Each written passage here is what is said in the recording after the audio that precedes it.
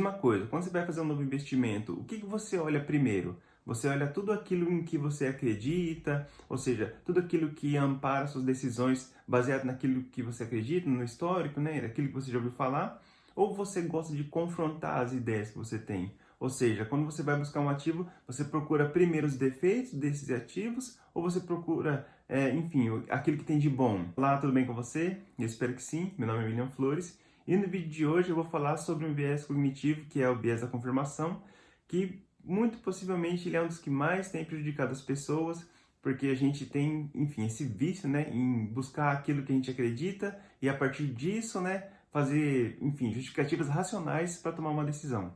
Se você gosta desse tipo de conteúdo, né, já clica aqui em curtir, né, compartilha com alguém que você conhece, que gosta desse tipo de conteúdo também, comenta também, né, se você tem uma ideia diferente do que eu vou falar aqui. E se inscreve no canal se você quiser mais conteúdos como esse e ativa o sininho para você receber notificações. E agora, né, chega de enrolação e bora pro vídeo. Bom, talvez você não saiba, mas o viés de confirmação, né, a gente tem já bastante estudo na área, né, de portfólio, de investimento, e em que quando você passa a utilizar ele como uma forma de tomar decisão de compra ou de venda, né, de algum investimento que você está fazendo, normalmente ele tende a te colocar num lugar em que você vai ter uma confiança muito acima, né, do que seria a realidade do mercado. E com isso você acaba, enfim, no primeiro momento, tendo bastante confiança, né, naquilo que você vai fazer, o que viria a ser bom, porém você não consegue suportar a ideia de estar errado, né? Quando você tem esse viés de confirmação, você, por exemplo, assim, você compra uma empresa que tem tendência de crescimento ao longo de alguns anos, e aí, sei lá, no primeiro ano, a empresa, você tem aquela expectativa que é assim, olha, ela não tem como cair o valor que ela tem nesse mercado, né? Ela não tem como cair pela metade do preço em um ano.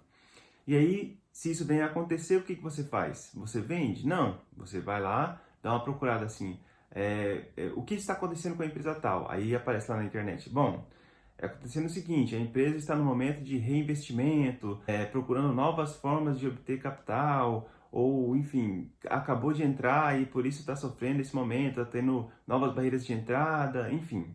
Você vai encontrar uma justificativa que vai te deixar tranquilo com a ideia de que é melhor, por exemplo, segurar a ação. E não necessariamente, né, você tá com essa vontade, você está desesperado e fala assim, meu Deus, eu quero alguma coisa que me ajude a pensar se eu devo vender ou não. Aí, talvez, nesse momento, você, né, apesar de ter começado com muita confiança, passa a pensar o seguinte, tá, essa empresa deve estar com algum problema. Aí você procura lá o nome da empresa, fraude que aconteceu nos últimos anos, alguma coisa nesse sentido.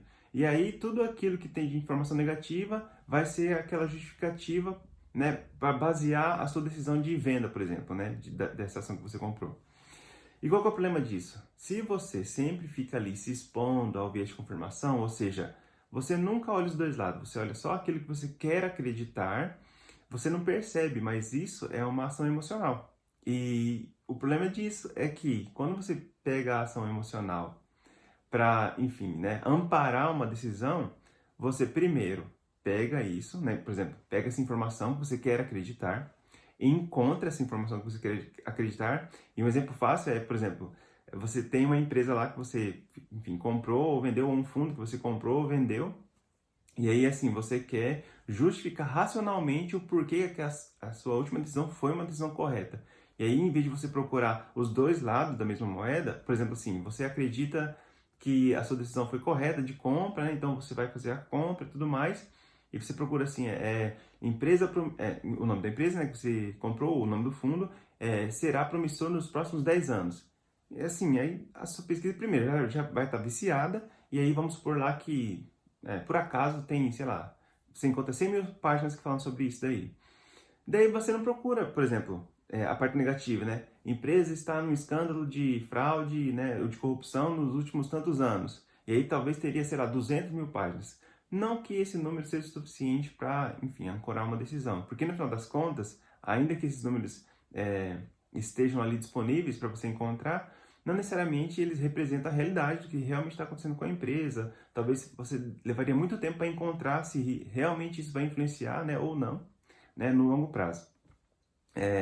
Porque, como já disse em vídeos anteriores, né, não necessariamente uma empresa que, sei lá, está no escândalo de corrupção é uma empresa que vai perder valor de mercado a longo prazo, né, e não necessariamente a empresa que, enfim, tem os maiores lucros dos últimos, sei lá, 20 anos, essa empresa vai estar no topo, né, da ação mais valorizada, né, desse mesmo período. Porque, assim, o mercado não é tão racional, né, quanto ele pode parecer, e ainda que ele fosse racional, talvez, assim, você não tenha a capacidade, enquanto indivíduo, né, de reunir todas as informações do mercado mundial para entender se aquela é a melhor ação ou não é a melhor ação, ou se é a melhor ação para comprar naquele momento, ou se é a melhor ação para vender naquele momento, ou fundo, que seja, né. Bom, outra coisa que eu acho que é importante falar é o seguinte: quando você começa a buscar sobre estudos da área, né, o que tem acontecido com o portfólio das pessoas que ficam se expondo sempre a esse viés cognitivo, né, de confirmação. Quando você pega lá a estimativa que a pessoa tinha de retorno, por exemplo, ela está buscando lá, sei lá, por exemplo, retornos que tem uma expectativa aí de 500%. E aí quando você vai ver qual foi o retorno máximo real, né, que aconteceu, dentro daquilo que ela acreditava que ia aumentar 500%, dá menos de 100.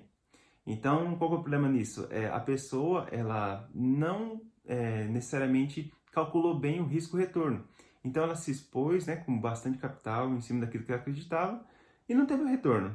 E assim, essa expectativa de retorno, para ela ser, enfim, previsível, né, ela tem que ter ali um fundo, né, de ciência, né, porque sem isso não tem como você ter alguma garantia de que eventualmente o valor venha a chegar naquilo que você acredita. E o pior é que algumas vezes, por exemplo, pessoas que gostam de investir em ações individuais, aí vão lá e escolhem 12 empresas, né? E escolhem setores diferentes, regiões diferentes, né? Enfim, mercados diferentes. E aí a pessoa dessas 12, às vezes ela acerta duas vezes.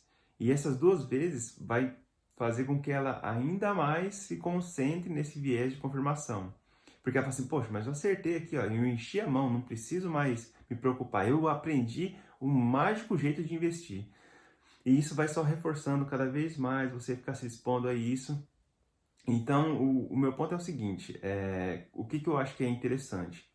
Primeiro, né, você saber que existe esse viés cognitivo, que ele vai mexer com as suas emoções e que ele vai fazer você criar um monte de coisa para justificar aquilo que você acredita, né, no que você deve fazer. Por exemplo, bom, você acredita que assim, tá todo mundo falando que um ativo vai subir.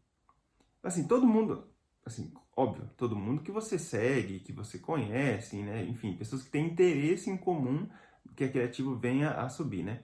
Eventualmente, né, você está se expondo a pessoas que querem vender esse ativo, então quanto mais pessoas comprar, mais vai aumentar e essa pessoa depois sai, né, e larga você na mão lá. Mas vamos supor que não seja isso, vamos supor que sejam pessoas que realmente, assim, não estão influenciando o mercado dessa forma. Só porque existe um grupo de pessoas que acreditam nisso, não justifica você, sabe, utilizar essa recomendação, vamos dizer assim, né, para tomar a sua decisão de investimento. Tudo bem, ninguém quer ficar sozinho, né, na perda, né? Então, esse que é o problema. Você fala assim, bom, eu perdi, mas, poxa, todo mundo fez a mesma coisa, né? Então, assim, não teria nem como eu, sozinho, né, encontrar um problema, né, nessa equação, né, essa empresa aqui não estava tão boa assim, hein? Porque você vai estar sozinho quando você tomar a decisão, por exemplo, de não entrar. E entrar fica mais fácil, você está em grupo, né? Às vezes você participa de fóruns, né? Inclusive tem artigos sobre isso, né? Que falam sobre pessoas que se expõem a essas mensagens. Então, assim, ainda que a realidade demonstre que, assim, não vale mais a pena você ter aquele ativo na sua carteira, porque ele não tem mais fundamento, ele não vai te, entre aspas, empurrar para os seus objetivos financeiros, as pessoas ainda mantêm. Por quê? Porque ela tem um grupo de pessoas. Então, por exemplo, a pessoa comprou uma ação de uma empresa que caiu 50% nos últimos 3 anos. Só que assim, se ela fica lá naquele fórum, conversando com todo mundo, e todo mundo assim, não, segura, agora é o momento de, né, se você tiver dinheiro, compra mais. Assim, essa cultura, como é que eu vou dizer? Essa comunidade que você pertence vai te forçar a tomar uma decisão completamente emocional, baseada na orientação de outras pessoas. E assim, você não vai fundamentar isso pela ciência. E é o que eu sempre digo, se você puder, né, se você tiver tempo para isso, fundamente assim, algumas decisões que você faz baseado na ciência. Porque assim, ainda que ela venha a confrontar as pessoas que você, enfim, convive ali, né, e fala sobre investimento, muito provavelmente ela vai te trazer melhores resultados do que você ficar se expondo como um investidor médio. E, como eu sempre bato nessa tecla, né, ficar ali ganhando, né, em torno de 3% acima da inflação. o que não seria tão interessante para uma pessoa que está se arriscando tanto, né, em renda variável. Bom, eu acho que era isso. Se você gosta desse tipo de conteúdo, né, deixa o gostei aqui. Compartilha com alguém que, enfim, pensa diferente ou está sofrendo porque fica se expondo a esses viés de confirmação. Se você passa por isso também, comenta aqui, né? Ou se você tem uma ideia melhor, de que forma que você se afasta do viés de confirmação, né? Eu me afasto só, assim, me apoiando na ciência, né? Eu acho que é o jeito mais fácil, né? Porque, enfim, você já tem vários estudiosos com doutorado na área, né? Quem sou eu para ficar, enfim, me debruçando ali várias horas, né? Enfim, eu nem fiz isso, né? Para essa área de investimento, né? Então, eu acho que não vale a pena, né? E também, assim, não tem nada que eu vou conseguir reunir que vai me dar a garantia, né, de que na projeção eu vou ter esse resultado. Por isso que eu gosto de investir em investimentos passivos, né, em índice, né, global e tudo mais. Bom, acho que era isso. Vejo você no próximo vídeo. Valeu!